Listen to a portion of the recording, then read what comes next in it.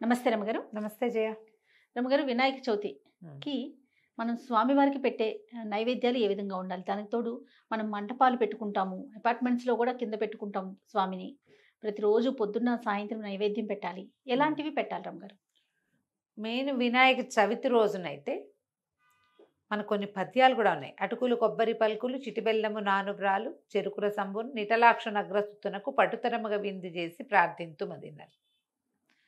అటుకులు కొబ్బరి పలుకులు కొబ్బరి ముక్కలు చిటిబెల్లము నానుబ్రాలు పటిక బెల్లం కావచ్చు లేదా చిన్న చిన్న బెల్లపు తునకలు. ఓకే. నానుబ్రాలు అంటే బియ్యం నానబెట్టి హ్మ్.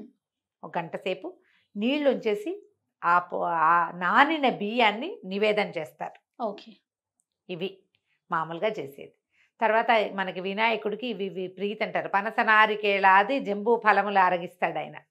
ఓ పనస తొనలు, హ్మ్. కొబ్బరికాయలు, నేరేడు పళ్ళు వస్తే మనకు దొరుకుతాయి ఏ సీజన్‌లో.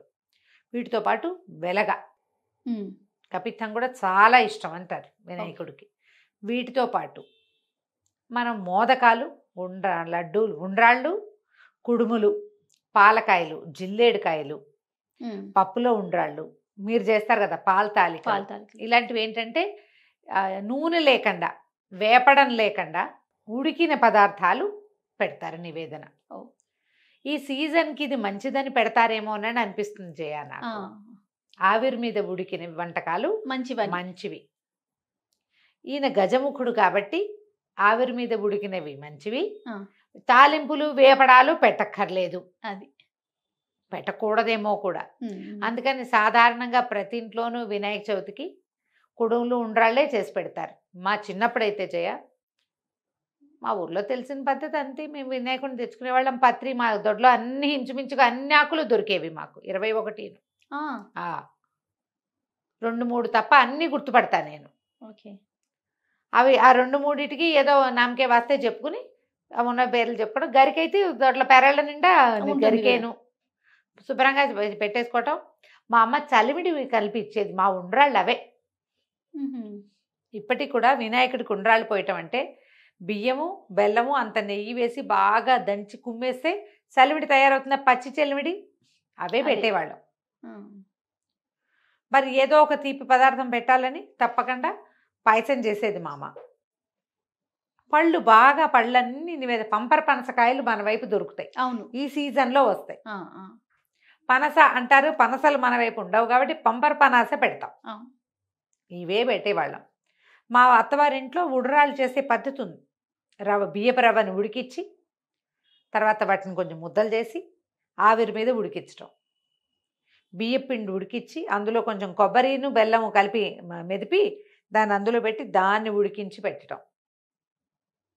అక్కడి నుంచి పప్పులో ఉండ్రాళ్ళు చేస్తారు. పెసరపప్పు ఉడికిచ్చి, హ్మ్. ఉండ్రాళ్ళు చిన్న చిన్న ఈ బియ్యపిండి ఉండలు చేసి, అందులో వేసి ఉడికించటం. అందులో బెల్లం వేసి తీపిగా చేసుకోవటం. పాశం అని చేస్తారు కొన్ని ప్రాంతాల్లో. పాశం అంటే ఇది మన ఇవి ఉన్నాయి కదా, పాల తాలికలు చేస్తామా, హ్మ్. పాల తాలికలు చిన్న చిన్న ఉండలు చేస్తారు. పాల హ్మ్. తాకలు మనం ఏం చేస్తాం, ఇట్లా పొడుగ్గా బారుగా పాముల్లా చేస్తారు. చేసుకుంటాం. ఆ! బారుగా చేస్తాం. వాళ్ళు చిన్న చిన్న ఉండలు చేస్తారు. బెల్లం పాకంలో ఉడికిస్తారు బాగా చాలాసేపు, బెల్లం ఎక్కువ వేసి. ఇంకా అది పెట్టచ్చు. ఇట్లా ఉడుకు పట్టిన పదార్థాన్ని పెట్టడం నివేదన మన పద్ధతి. దీంతో పాటు మనం ఏం చేయొచ్చు, ఇంకా పెసరపప్పు నానబెట్టడం, నానబెట్టిన పెసరపప్పు కొంచెము తర్వాత మన పానకం చేసి పెట్టడం, అటుకులు, కొబ్బరి ఎలాగో అవన్నీ పెడతాం. పెడతాం. అరటిపళ్ళు ఇవన్నీ ఇష్టం కాబట్టి ఆయనకి హ్మ్. ఇవి నివేదన చేస్తాం. ఇప్పుడు 9 రోజులు ఉంచుకుంటాం. లేదా కిందే దేవుడిని కింద పెట్టుకుంటాం. అపార్ట్మెంట్‌లో పెడతారు. రోజు ఏం పెట్టాలి అనేది ఒక ప్రశ్నగా ఉంటుంది. అవునవును. ప్రతిరోజు తొలి రోజునే ఇలా ఉడికినవి. అక్కడి నుంచి మీరు ఏమైనా పెట్టుకోవచ్చు. రోజు సాయంకాలం శనగలు నివేదన చేసి ఉడికించినవి, నానబెట్టి, ఉడకబెట్టి సాతాళిస్తాం కదా! దాన్నేమంటారు శనగలని? మేము సాతాళించటం అంటాం దాన్ని. తాలింపు వేయటం ఆ! అన్నమాట. తాలింపేయటం. ఆ! ఏమిటో మరి ఎందుకు అలాంటి పేరుందో తెలీదు గానీ సాతాళించి శనగలు సాతాళింపు అంటారు. ఓకే. అవి పెట్టొచ్చు. పోపు వేసిన శనగలు ఆ! నివేదన చేయొచ్చు, మంచిది. తర్వాత ఈ మన రవ్వ కేసరని, పులిహోరని, దద్దోజనమని ఏవైనా పెట్టుకోవచ్చు.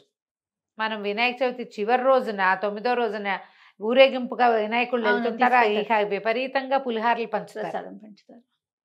అందరూ పులిహారే చేస్తారు. ఆ, ఏంటంటే మన అవకాశాన్ని బట్టి మనం ఇప్పుడు మహారాష్ట్ర అటువైపు వెళ్ళామనుకో, వాళ్ళు విపరీతంగా బెల్ల బూందీ ఎంత పంచుతారో. ఉమ్, వాళ్ళ పద్ధతి అక్కడ అది, మన పద్ధతి ఇది. ఉమ్, ఏది అవకాశం ఉంటే అది పెట్టచ్చమ్మా.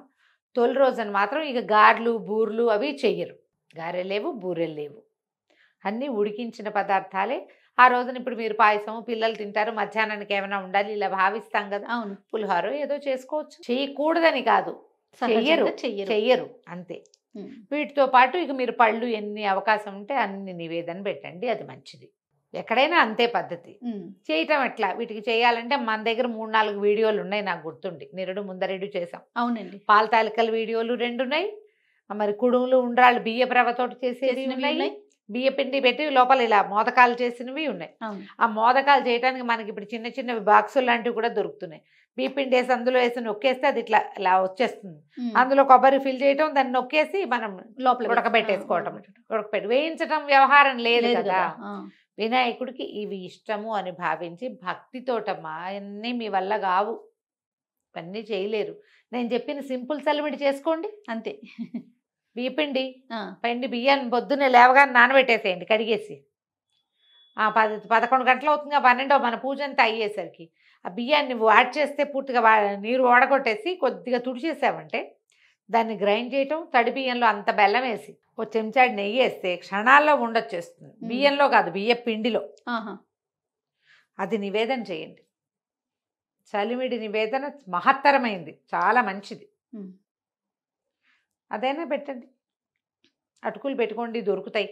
ఉమ్, కొబ్బరికాయలు దొరికేస్తాయి, పళ్ళు దొరికేస్తాయి, బెల్లం ముక్క దొరుకుతుంది, మన ఇంట్లోనే ఉంటాయి కదా అవన్నీ. అవును, అవును, సింపుల్గా ఎంత వీలైతే అంత చేసుకోండి. మీకు గ్రాండ్ ఇయర్ కుదురుతుందంటే వెళ్ళిపోండి. మహత్తరంగా చేసుకోవచ్చు, అనుమానం ఏం లేదు అందులో. రైట్. నమస్తే రమ్య గారు. నమస్తే జయ.